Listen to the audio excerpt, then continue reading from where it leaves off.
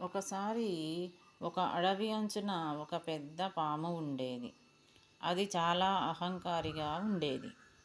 ఈ అడవిలో నన్ను ఎవ్వరూ ఓడించలేరు అని ప్రతి జంతువుని భయపెట్టేది. అదే అడవిలో ఒక చిన్న ముంగీస ఉండేది. అది చిన్నదైనా చాలా తెలివైనది.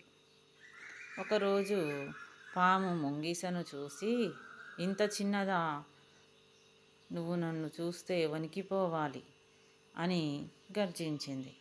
ముంగీస ప్రశాంతంగా ఎవరినైనా భయపెట్టడం ధైర్యం కాదు.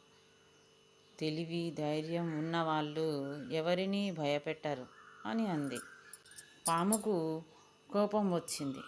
అయితే వచ్చి పోరాడి చూపు నీ బలం, ధైర్యం అని అంది.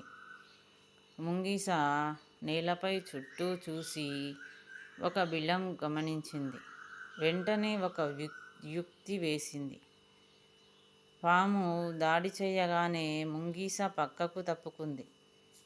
పాము వేగంగా వెళ్ళి నేరుగా బిలం గోడకు ఢీకొట్టి తలకు గాయమైంది.